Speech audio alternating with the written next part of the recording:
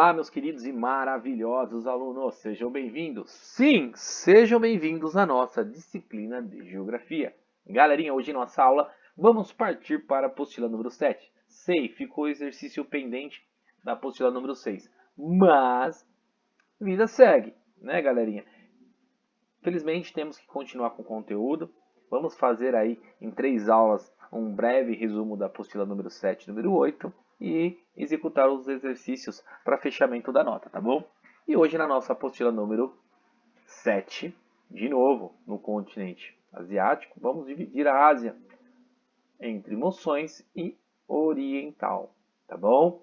Lembrando que o Oriente Médio ficou nas últimas aulas aí, falamos um pouquinho da questão socioeconômica, religiosa e cultural, tá? E hoje vamos falar um pouco mais para o lado financeiro e econômico, dentro dos tigres asiáticos, da China, do Japão e da Índia, que são países sub e desenvolvidos, ok? Principalmente desenvolvidos, como a China e o Japão, e também boa parte da Índia. Lembrando, tá, que com 44 milhões de quilômetros quadrados e uma enorme diversidade geográfica, física e cultural, a Ásia pode ser dividida em 5 regiões. Oriente Médio já falado, a Ocidental Setentrional, já falada também, e a Ásia de Moções, tem a sua forma geológica ali pelo sul e o sudeste asiático, tá bom? Então, aqui temos um mapa da divisão regional da Ásia, tá bom? Temos aqui a linha de Greenwich, que é a linha que divide o planeta, tá bom? Temos também o Trópico de Câncer e a linha do Equador, que é a linha que divide hemisfério norte e hemisfério sul. Aqui em amarelo temos a Ásia Setentrional, tá bom? O Oriente Médio, Moções, Oriente e Central. Essa divisão asiática dá essa fragmentação religiosa, socioeconômica, cultural, tá? Temos essa divisão, podemos observar uma quebra de cultura e também o lado sociopolítico, o lado cultural, bem simples aqui. Podemos pegar o Japão e logo mais a Rússia, que são países completamente diferentes, né? Que têm culturas diferentes, um sistema político diferente, tá bom?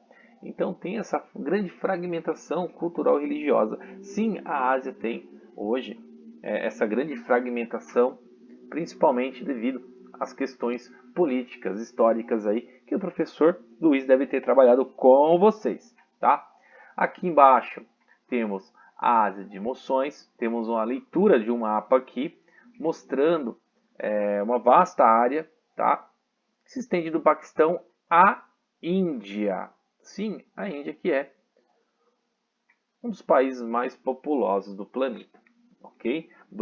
Bangladesh também, que foi já parte da Índia, mas hoje foi fragmentado ali, onde está Dhaka, que é a cidade sede, né, que é a capital do Brasil, desculpa, galerinha, a capital local daquele país. Aqui temos essa grande fragmentação, tá bom? Vocês têm a leitura, que é a Ásia de Moções, que abrange uma vasta área que se estende, como o professor falou aqui, do Paquistão até a Índia, e é uma área também litoral, tá bom? Aqui embaixo, fala um pouquinho, espera um pouquinho, aqui vocês vão fazer a leitura falando um pouquinho por que o nome Moções, tá? Essa influência marcante do vento regional, que é uma questão de alta e baixa pressão, que cai lá em climatologia, vai ficar para uma leitura futura aí. O Sudeste Asiático, estamos falando aqui, tá? Do meridional. E agora vamos falar um pouquinho lá do Sudeste Asiático. Aqui já tem uma grande fragmentação, grandes arquipélagos, né? Grandes países em superfícies de arquipélagos, né, grandes ilhas, principalmente o Japão, que é a referência, tá? Quando falamos em ilha, vocês vão estar vendo um pouquinho mais lá embaixo, onde que se localiza o Japão. O Japão não faz parte do Sudeste Asiático, mas eu estou dando um exemplo aqui. Vocês podem observar como a Filipinas, que é um conjunto de arquipélagos. Temos o Vietnã, que é um lugar onde a história é bem presente. Grandes revoluções aconteceram em divisão a essa localidade. Temos também a Indonésia, que são países que vocês já estão habituados aí, tá bom? E tudo isso faz aquela grande divisão oceânica entre o Oceano Índico e o Oceano Pacífico. Aqui está a descrição, tá bom? Um pouquinho do Sudeste Asiático, lembrando que estamos entendendo a leitura deste mapa aqui. Ásia, dividida em 1, 2, 3, 4, 5, né, regiões aí, tá? Então, é o entendimento do conceito que estamos falando. Quando eu falo em monções aqui, galerinha, Ásia das Monções, falamos que este nome leva assim pela zona de baixa pressão, que são os ventos, tá? Que acabam ocasionando aí essa grande modificação do clima e também da vegetação e da pressão atmosférica dentro do continente asiático, tá? Então, os ventos de monções tornam-se secos e frios dependendo da localidade dentro dessas 5 regiões da Ásia. Monções do inverno, que são basicamente isso aqui, ó, galerinha. Secos e frios, tá? São correntes de ar, pressão de baixa pressão e também de alta pressão. Lembrando que alta pressão sempre vai ser nas áreas de continente e baixa pressão das águas oceânicas, ok? Por isso que leva este nome, porque esses países, essa região, está localizado dentro das circulações de moções. Provavelmente vocês trabalharam isso no 6º ano lá em climatologia, tá bom? Aqui fala um pouquinho dos aspectos físicos, tá? Aqui a questão da formação geomorfológica, que é a formação de relevo, principalmente altas montanhas, altos planaltos. Por quê, galerinha? Vocês podem observar na leitura, na identificação da legenda, essa formação de relevo da Ásia Meridional, que é essa primeira aqui, ó. Que é essa aqui que o professor estava falando, tá? A leitura, vocês podem observar que lá na Ásia existe uma grande estabilidade geológica, tá? O que é essa estabilidade geológica? É sim placas tectônicas que estão se movimentando devido à estabilidade do manto, tá? O manto que é pastoso. Embaixo do manto tem o núcleo, que é aonde acaba movimentando essas placas em diversas frentes aí, causando o dobramento dessas placas, causando a formação de relevo de altas montanhas e baixos planaltos e pequenas planícies. Vocês podem observar na leitura do mapa, tá bom? Que geralmente altas montanhas, olha aqui em marronzinho, ó, são áreas onde tem uma grande divisão geológica, tá? Principalmente no Himalaia, onde está o Monte Everest, que é o ponto submerso, submerso não, imerso, galerinha, mais alto, da onde tem a maior altitude. O ponto mais alto está sim submerso dentro das águas oceânicas, tá bom? E a questão do Monte Everest tem aproximadamente 8.840 metros de altitude do nível do mar, ok? Aqui temos a Cordilheira do Himalaia, que são dobramentos das placas tectônicas, que aconteceu isso há milhões de anos e continua acontecendo. Quando essas placas se movimentam, acaba ocasionando grandes terremotos e até tsunami dentro do continente, ok? O formigueiro humano, como o professor falou aqui, tem um pouquinho da formação demográfica, né? O que é densidade demográfica? É o cálculo de pessoas dentro do metro quadrado, tá? Quando falamos o formigueiro humano, falamos da Ásia, sim, galerinha. Lembrando, olha aqui, 14 dos 10 países mais populosos estão localizados lá, na Ásia, principalmente de emoções. Aquele que o professor mostrou aqui, ó. Cadê aqui? Opa! Aqui, principalmente pegando a China, a Índia, o Paquistão e Bangladesh. Aqui tem a descritiva, tá falando um pouco da dimensão geográfica referente a esses países mais populosos do planeta. Aqui vocês têm como exemplo, tá? A Índia, que é sim o segundo país mais populoso do mundo, com 1,3 bilhões de habitantes, encontrando-se ali na Indonésia e Bangladesh também, o Paquistão, que tem a quarta maior população, tá?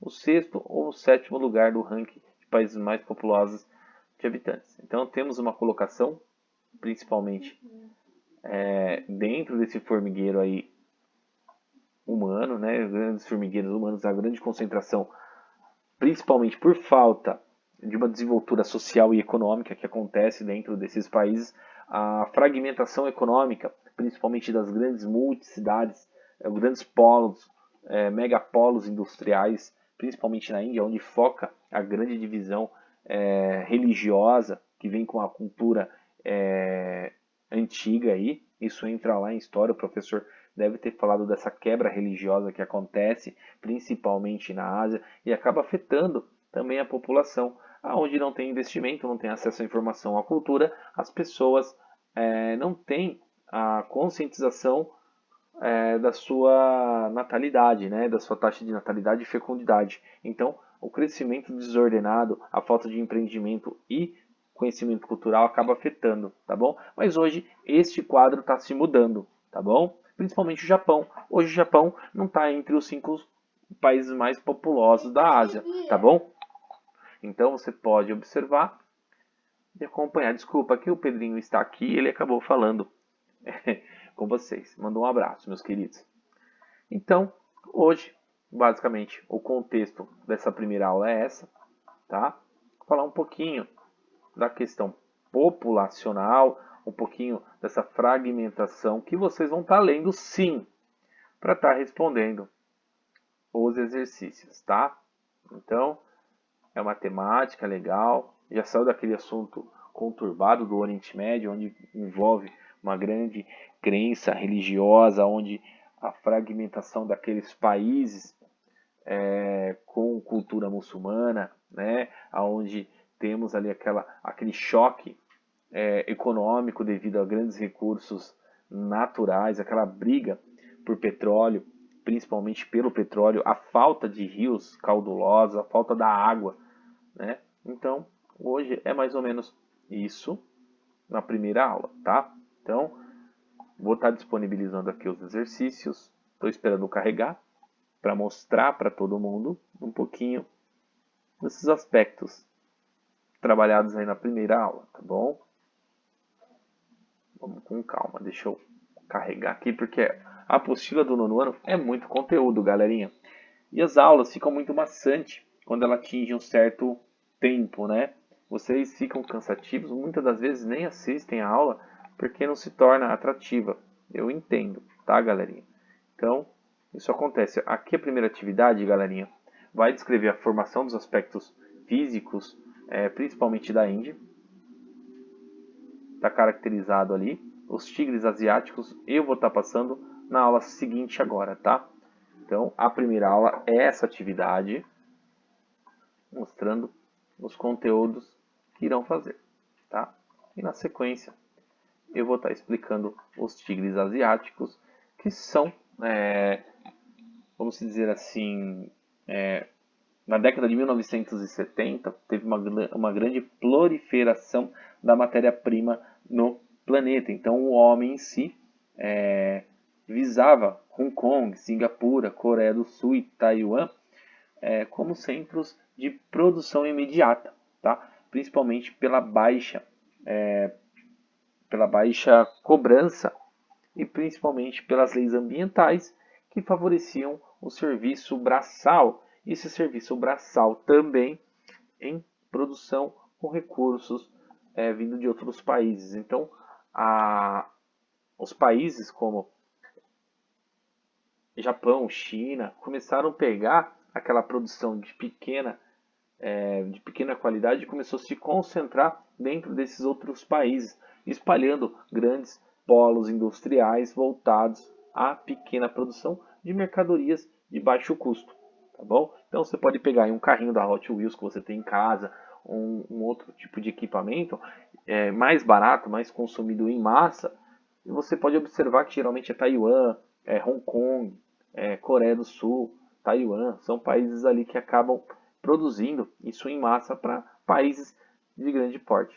Mas também depois veio o crescimento econômico, tá? Depois de 1970, com a chegada de grandes marcas, Hyundai, Samsung,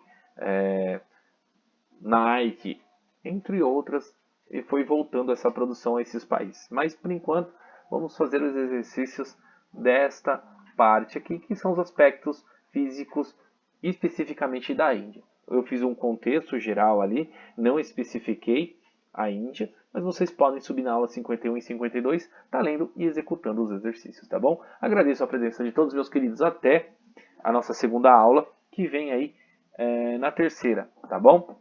Um abraço, dúvidas, estou aqui no plantão de dúvidas e também no WhatsApp e no Classroom.